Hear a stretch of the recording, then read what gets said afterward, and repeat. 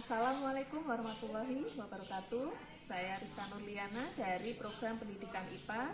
Dalam video ini saya akan menayangkan kegiatan mengajar PPL untuk pertemuan kedua melalui WA Group mengenai uji kandungan bahan makanan. PPL ini saya laksanakan di SMP PGRI Pakis, Kabupaten Magelang. Silahkan menyaksikan.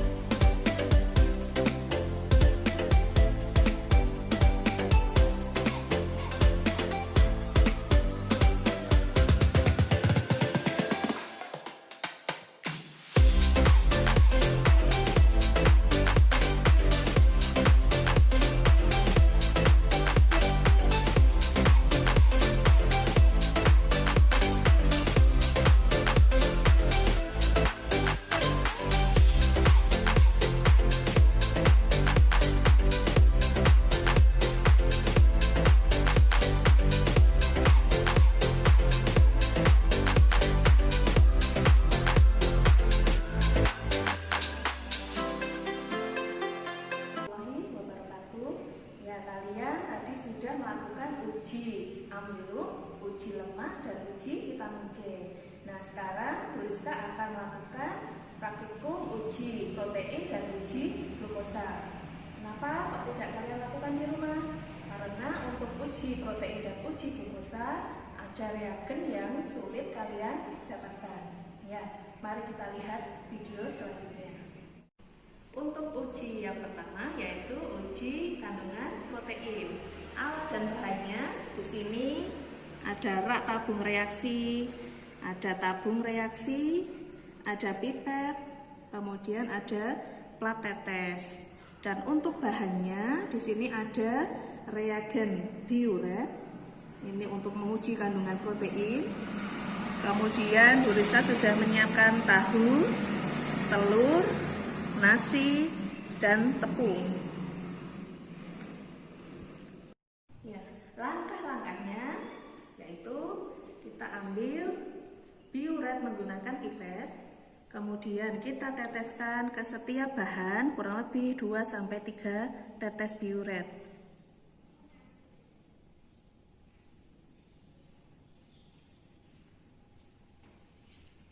Ya, kita tunggu beberapa saat. Ya, dari hasil percobaan, kalian amati baik-baik perubahan warna. Untuk tahu, mungkin untuk di video kurang jelas ya. Di sini terlihat ada warna keunguan tetapi hanya tipis. Kemudian untuk telur di sini terlihat warna ungu. Untuk nasi di sini ada warna dari biuret ya, lebih condong ke arah biru. Untuk tepung di sini juga terbentuk warna biru dari biuret. Ya, silahkan kalian tulis dalam tabel pengamatan di LKPD 2, kemudian kalian jawab untuk diskusi dan pertanyaan. Ya, praktikum yang kedua yaitu uji kandungan glukosa atau gula. Alat dan bahannya di sini ada lampu spiritus, korek api, penjepit tabung reaksi. Di sini ada tabung reaksi, rak tabung reaksi, dan pipet. Kemudian untuk bahannya Guru Rizka menyediakan ini ada susu cair. Kemudian di sini ada Benedict. Susu yang Ibu gunakan di sini ada merek tertentu ya, tapi tidak Ibu sebutkan. Ya. Langkah-langkahnya di sini Guru Rizka sudah menyiapkan 20 tetes susu cair. Kemudian kita ambil larutan Benedict menggunakan pipet, kita teteskan kurang lebih 10 tetes Benedict. Kita campurkan ke dalam larutan susu, kemudian kita aduk. Setelah itu diamati warnanya. Ya. Kalau sudah, kita panaskan di atas lampu spiritus.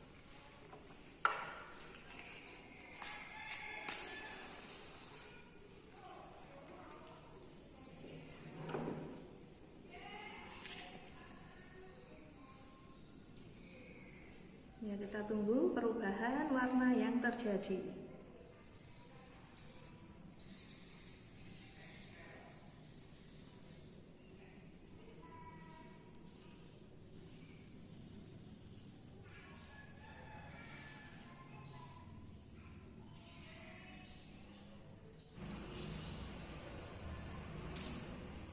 Ya, kalau kalian perhatikan di sini terjadi perubahan warna menjadi orange atau merah bata.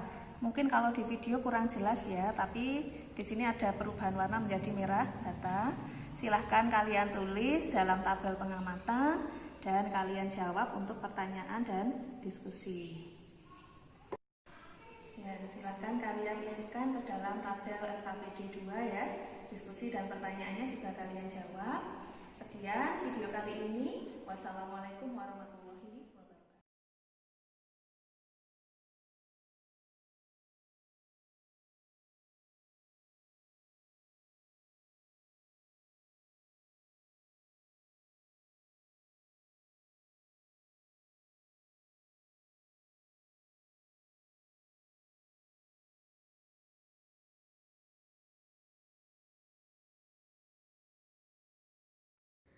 Ya, siapa yang mau membacakan hasil tabel uji lemak? Nanti kalian juga akan mendapat nilai keterampilan, keaktifan ya dalam kegiatan diskusi ini.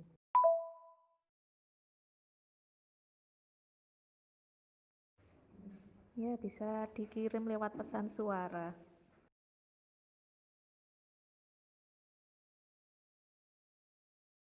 Saya Bu, untuk uji lemak, nasi tidak transparan dan tidak mengandung lemak. Telur rebus, transparan dan mengandung lemak. Susu cair, transparan dan mengandung lemak. Tepung terigu, tidak transparan, tidak mengandung lemak. Dan minyak goreng, transparan dan mengandung lemak. Ya, terima kasih Gladys. Kemudian untuk uji amilum, silahkan yang mau membacakan hasilnya.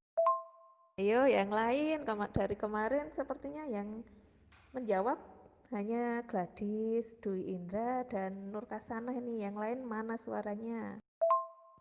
Saya Bu, uji amilum, bahan nasi, warna sebelum ditetesi betadin putih, warna sesudah ditetesi betadin biru kehitaman, hasil mengandung amilum.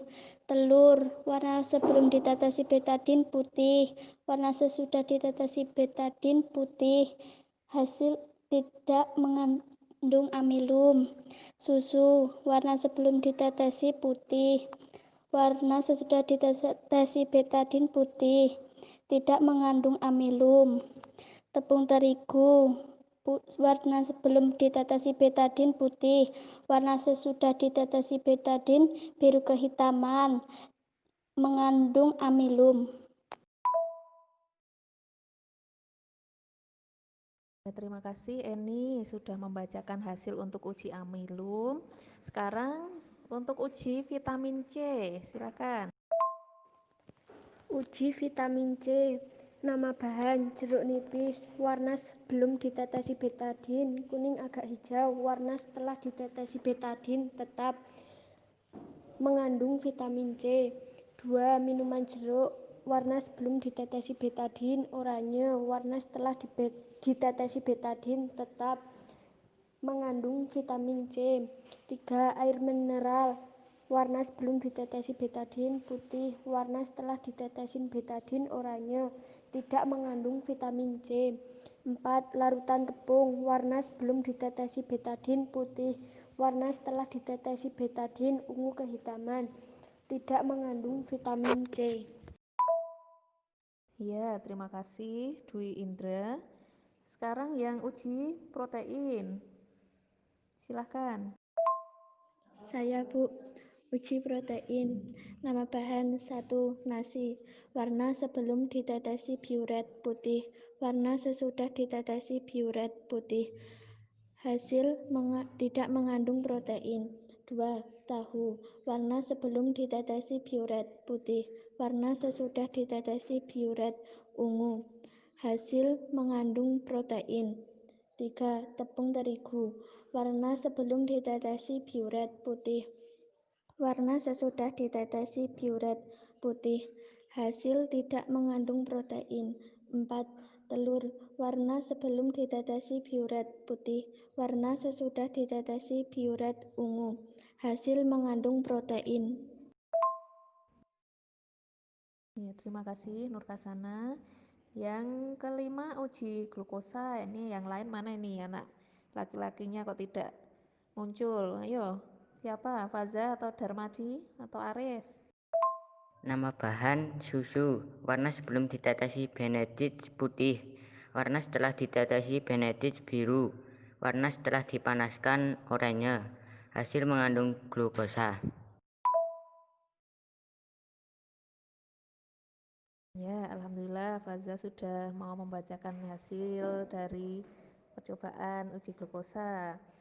Nah, mungkin ada yang hasilnya berbeda dengan kawan-kawan kalian yang sudah membacakan tadi. Ya, kalau tidak ada kita lanjut ke pertanyaan dan diskusi. Yang pertama, siapa yang mau membacakan untuk uji lemak? Ini mana ini kok tidak ada yang mau menjawab?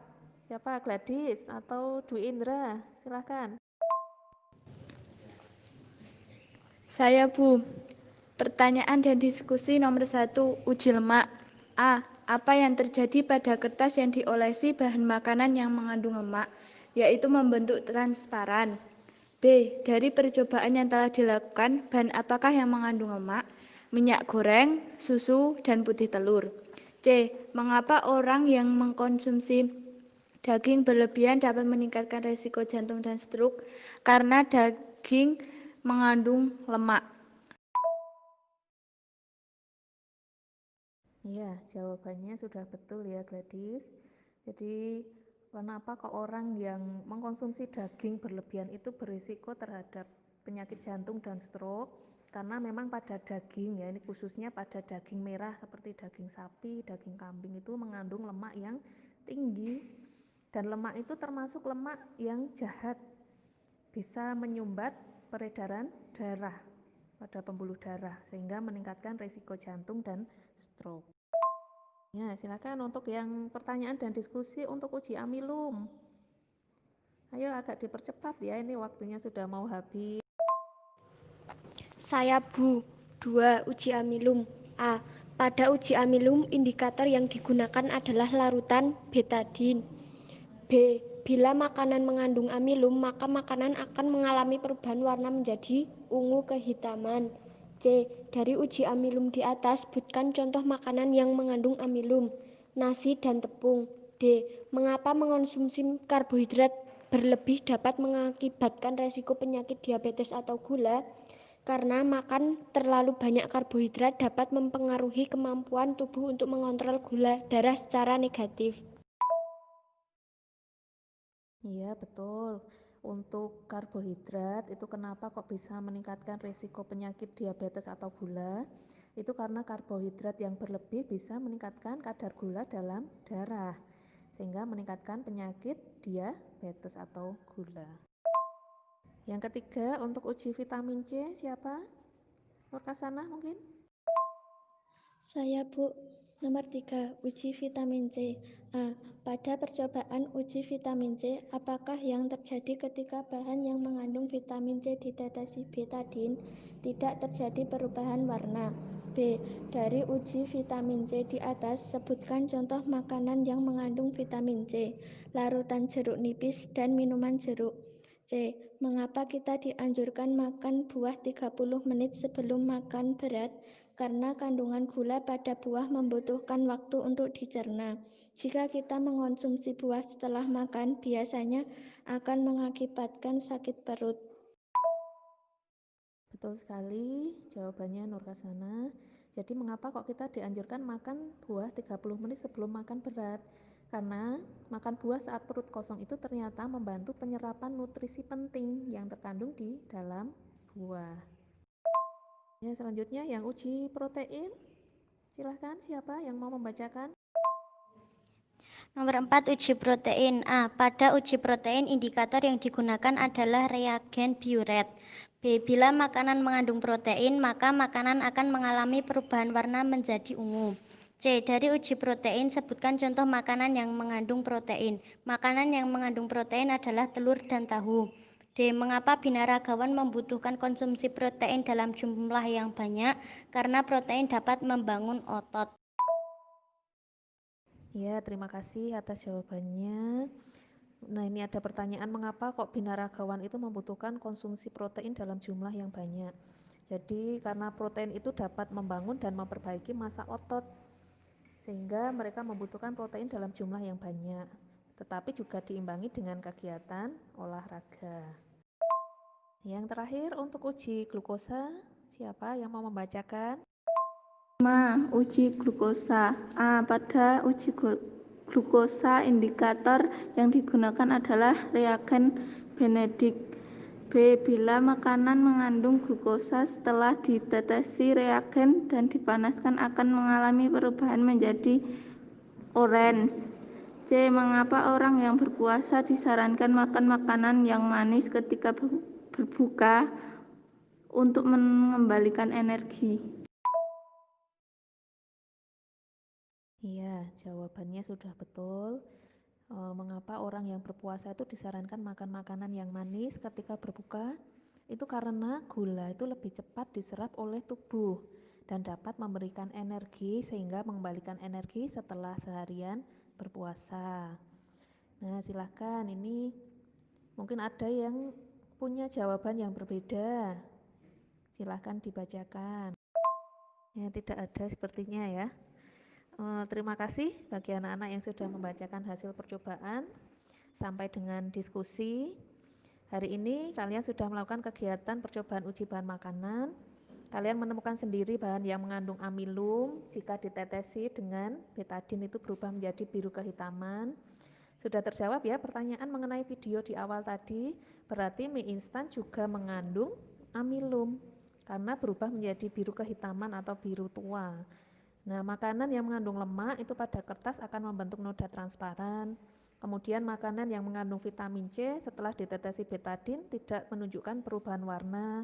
Kemudian bahan yang mengandung protein setelah ditetesi biuret akan berubah menjadi ungu. Dan bahan yang mengandung glukosa atau gula akan berubah menjadi oranye atau merah bata setelah ditetesi benedict dan dipanaskan.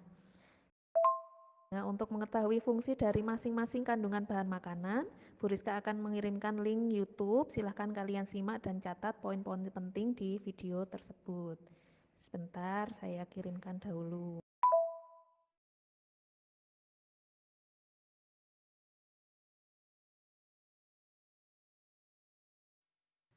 Assalamualaikum warahmatullahi wabarakatuh. Pada pertemuan kali ini, kita akan belajar mengenai zat makanan dan fungsinya. Mengapa kita harus makan? Apa fungsi makanan bagi tubuh kita? Dan mengapa kita dianjurkan makan makanan dengan gizi yang seimbang?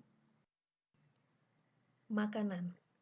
Makanan adalah bahan yang mengandung zat-zat yang dapat diubah menjadi zat gizi bagi tubuh.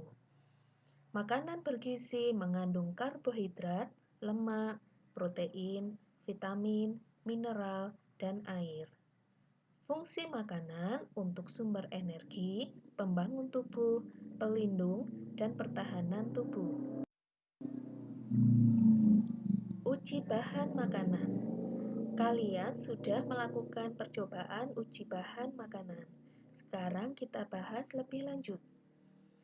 Untuk pengujian karbohidrat menggunakan reagen Lugol atau iodin. Perubahan warna menjadi biru kehitaman bagi makanan yang mengandung karbohidrat. Uji glukosa menggunakan reagen Benedict atau Vehling A dan Vehling B. Perubahan warna yaitu merah, bata, atau orange. Uji kandungan protein menggunakan reagen Biuret dan terjadi perubahan warna menjadi ungu. Uji kandungan lemak yaitu terjadi perubahan noda transparan pada kertas HVS.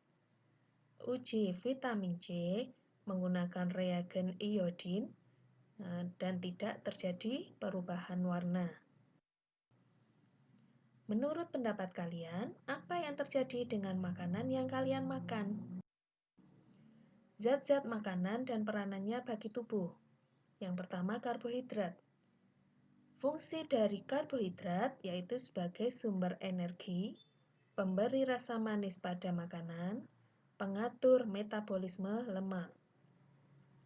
Karbohidrat mengalami proses pencernaan di mulut, lambung, dan usus, dan akan diserap melalui dinding usus halus, kemudian masuk ke pembuluh darah.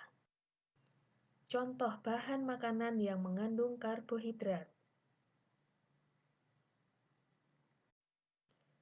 Lemak.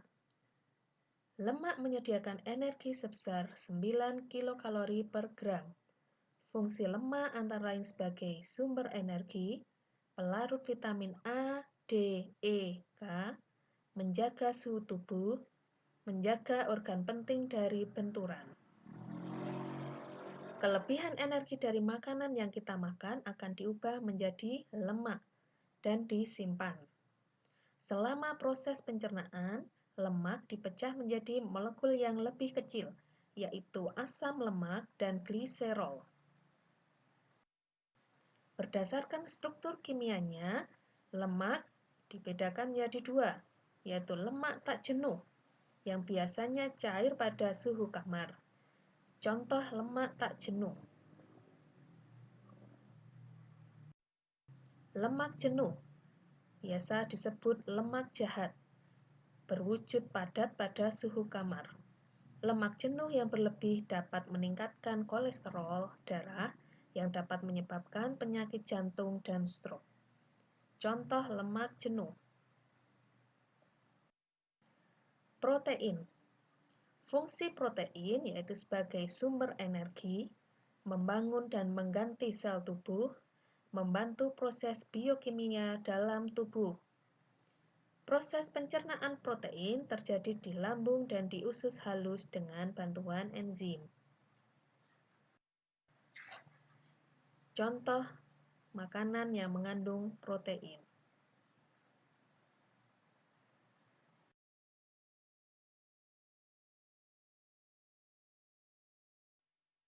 Vitamin adalah nutrisi tambahan yang diperlukan bagi tubuh untuk bisa menunjang kinerja tubuh. Dikelompokkan menjadi dua, vitamin yang larut dalam air yaitu vitamin B dan C, dan vitamin yang larut dalam lemak yaitu vitamin A, D, E, dan K. Ini merupakan tabel vitamin, manfaat dari masing-masing vitamin, dan sumber dari vitamin.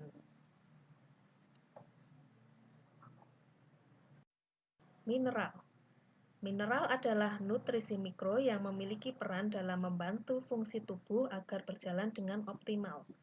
Meskipun dibutuhkan dalam jumlah kecil, mineral ini penting untuk fungsi metabolisme tubuh.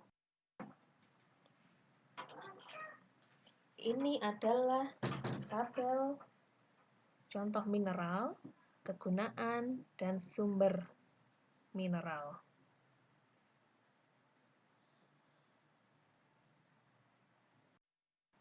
Air.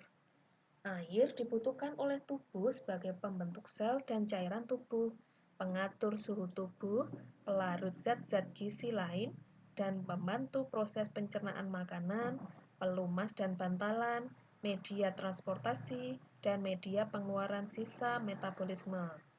Kita membutuhkan air kurang lebih 2,5 liter setiap hari.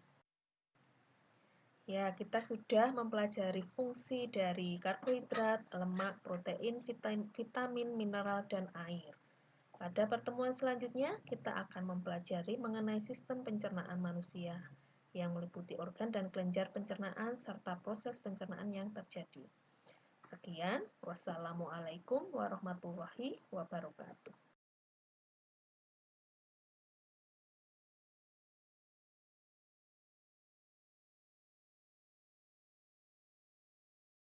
Ada yang mau menyimpulkan hasil dari kegiatan hari ini? Saya, Bu. 1. Berdasarkan percobaan uji lemak yang telah dilakukan dapat disimpulkan bahwa bahan makanan yang membentuk noda transparan berarti bahan makanan tersebut mengandung lemak. 2. Berdasarkan percobaan uji amilum yang telah dilakukan dapat disimpulkan bahwa bahan makanan yang berubah warna menjadi ungu kehitaman berarti bahan makanan tersebut mengandung amilum. 3. Berdasarkan percobaan uji vitamin C yang telah dilakukan dapat disimpulkan bahwa bahan makanan atau larutan minuman yang sudah ditetesi betadin tidak berubah warna berarti bahan makanan atau larutan tersebut mengandung vitamin C. 4. Berdasarkan percobaan uji protein yang telah dilakukan dapat disimpulkan bahwa bahan makanan yang berubah warna setelah ditetesi biuret berarti bahan makanan tersebut mengandung protein. 5. Berdasarkan percobaan uji glukosa yang telah dilakukan dapat disimpulkan bahwa bahan yang berubah warna setelah ditetesi benedict dan dibakar berarti larutan tersebut mengandung glukosa. Ya, terima kasih Dwi Indra, sudah betul sekali ya kesimpulannya. Nah, silakan kalian mengirimkan foto saat melakukan kegiatan ya di WA Group. Tetapi untuk hasil percobaan di LKPD nanti silakan kirim ke nomor Bu Rizka, jangan di grup ya.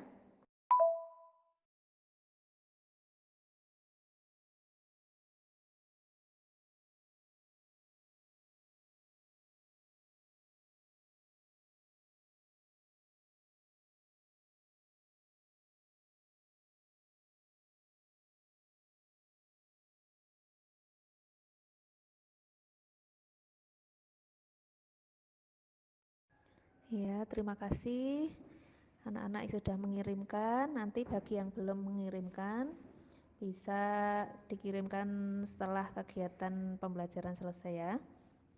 Nah, dari kegiatan hari ini mungkin ada yang belum paham atau mungkin ada yang mau ditanyakan, silahkan.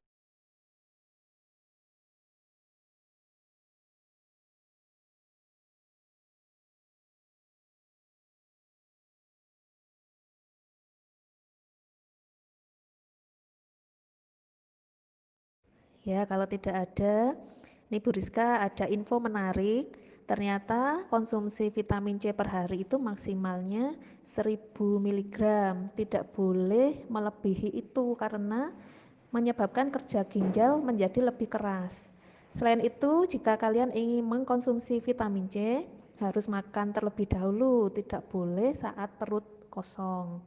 Ada satu info lagi, ternyata buah yang mengandung vitamin C itu paling tinggi itu ternyata adalah buah jambu biji. Padahal jambu biji itu rasanya manis ya, kita kadang berpikir oh vitamin C itu rasanya masam, buah yang rasanya masam, ternyata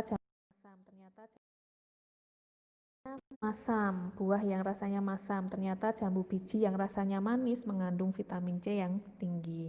Nah, mulailah hidup sehat dengan makan makanan yang bergizi. Ya, untuk tugas kalian buat laporan percobaan di kertas folio. Formatnya ada di LKPD halaman terakhir. Ibu beri waktu 3 hari untuk pengumpulan laporan. Kemudian untuk pertemuan selanjutnya silakan kalian pelajari materi organ pencernaan dan proses pencernaan di buku paket. Ini kalian akan mengerjakan post test melalui Google Form. Ibu tunggu kurang lebih 10 menit. Nanti bagi kalian yang belum mengerjakan akan Ibu kirim daftar namanya di grup. Jadi segera dikerjakan ya.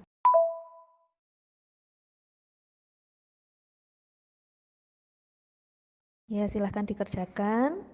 Ini waktunya sudah habis. Sekian pelajaran hari ini ya. Semoga ilmu yang kita dapatkan dapat bermanfaat bagi kita semua. Ibu akhiri. Wassalamualaikum warahmatullahi wabarakatuh.